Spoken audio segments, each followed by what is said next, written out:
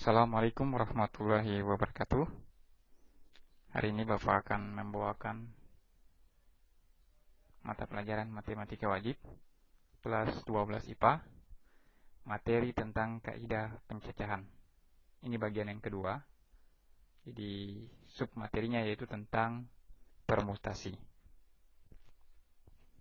Kita langsung saja ya. Jadi yang pertama kita harus tahu itu pengertian permutasi. Jadi permutasi adalah susunan unsur berbeda yang dibentuk dari n unsur, diambil dari n unsur, atau sebagian unsur. Itu permutasi. Artinya permutasi ini dalam menentukan berapa banyak peluang yang terjadi, dia itu memperhatikan urutan. Itu ya. Oke, kita lihat. Jadi selain itu, permutasi juga dapat dikelompokkan menjadi beberapa macam. Ya, pada materi hari ini kita akan memperjelas jenis permutasi itu dalam teori peluang. Jadi apa saja jenisnya? Mari kita perhatikan. Yang pertama, permutasi dari n elemen. Tiap permutasi terdiri dari n elemen juga itu sendiri. Penjelasannya seperti berikut. Jika ada unsur yang berbeda diambil n unsur, perhatikan ya, maka banyaknya susunan permutasi yang berbeda dari n unsur tersebut adalah ya. Jadi permutasi n dari n itu sama dengan n faktorial. Jadi permutasi n dari n itu n faktorial, atau sama penulisannya, permutasi n dari n itu sama dengan n faktorial. Jadi ada dua cara penulisan, silakan kalian pilih. Bisa seperti ini, bisa juga seperti ini. Ya, contoh untuk yang jenis pertama ya. Kita cas dulu. Oke.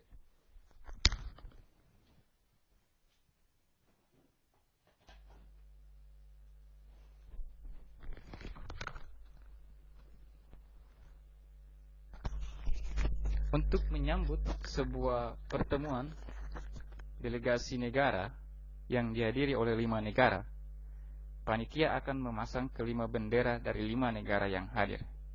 Banyak cara panitia menyusun kelima bendera tersebut adalah, ya ini contoh soal yang permutasi jenis yang pertama ya. Jadi untuk menjawab ini, ya kita langsung saja.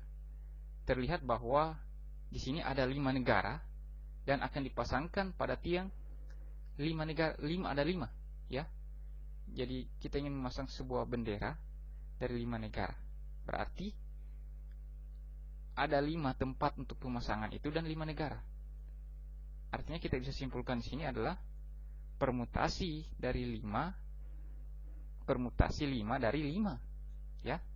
Permutasi 5 dari 5. 5 itu apa maksudnya? 5 tempat bendera dan 5 bendera yang ada.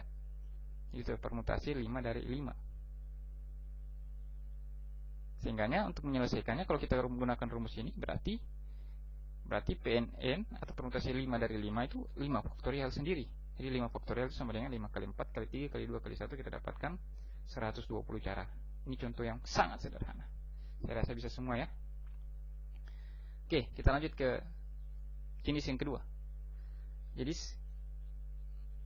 permutasi n elemen, tiap permutasi terdiri dari r unsur dari n elemen dengan syarat r itu kurang dari atau sama dengan n.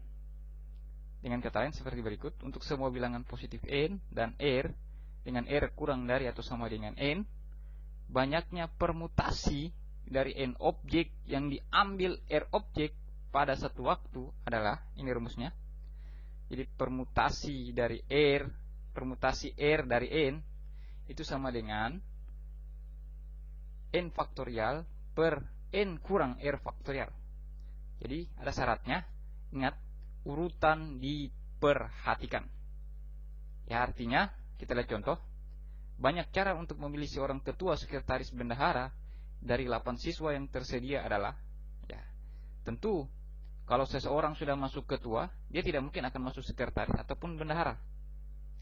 Itu urutan yang dimaksudkan ya. Kemudian seseorang yang sudah masuk sekretaris, tidak mungkin lagi dia masuk ketua ataupun bendahara. Seperti itu maksudnya. Jadi di sini ada urutan yang diperhatikan. Dia tidak mungkin bisa double. Ya. Jadi urutan di sini diperhatikan. Oke, kita coba jawab.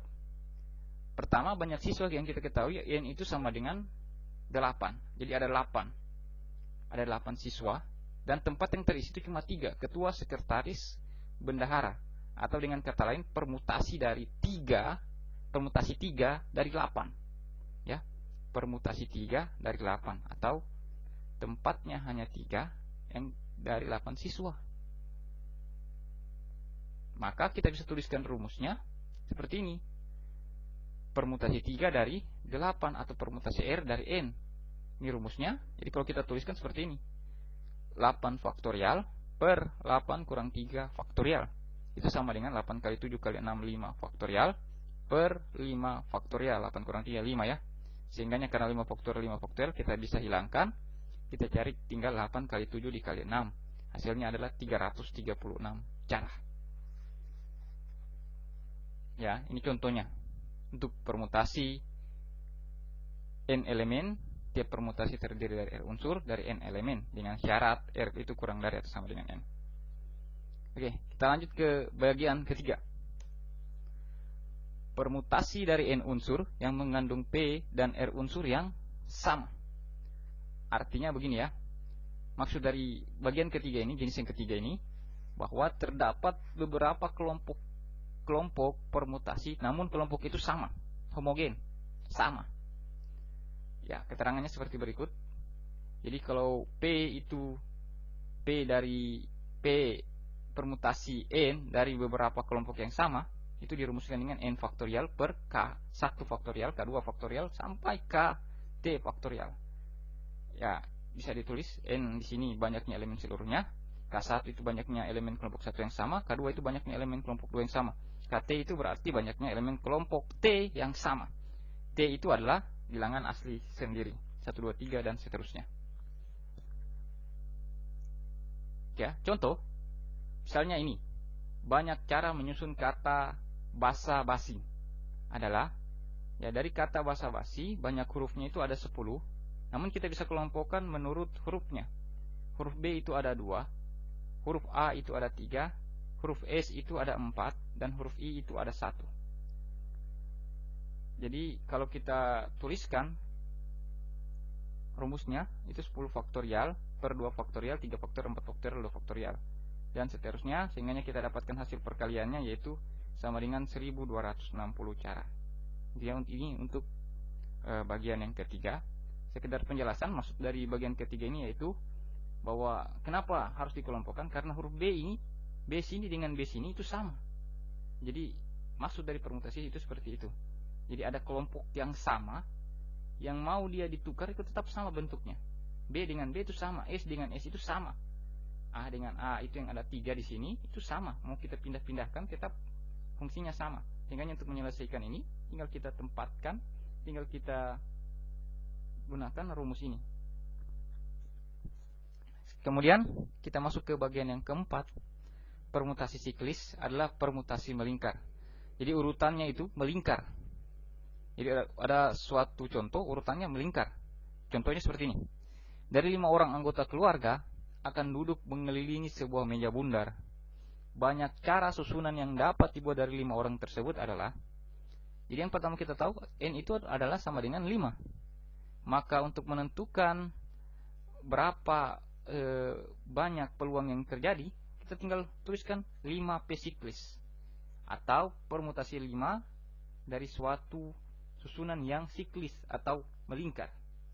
Sama dengan kita tuliskan 5 kurang 1 faktorial atau sama dengan 4 faktorial sama dengan 4 kali 3 kali 2 kali 1, itu sama dengan 24 cara. Itu ya untuk permutasi siklis. Kemudian jenis yang kelima yaitu permutasi berulang dari N unsur, tipe permutasi terdiri dari K unsur. Jadi banyaknya susunan, contohnya kalau dituliskan rumusnya P permutasi N itu sama dengan N pangkat K. Contohnya banyak susunan 3 bilangan dari angka-angka 1, 2, 3, 4, 5 dan 6 adalah. Jawab banyak susunan 3 bilangan. Kemudian dari soal tersebut kita bisa simpulkan bahwa maksudnya di sini adalah 3 bilangan ini, misalnya saya ambil contoh misalnya 111. Itu termasuk bagian dari soal ini. Jadi 111 itu dia bisa diakui bahwa itu adalah jenis termasuk salah satu susunan yang dimaksud.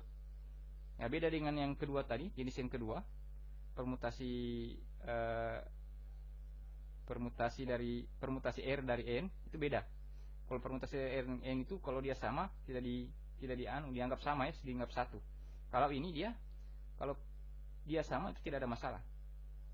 Jadi jawab, banyak susunan 3 bilangan, berarti bilangan ratusan, K sama dengan 3.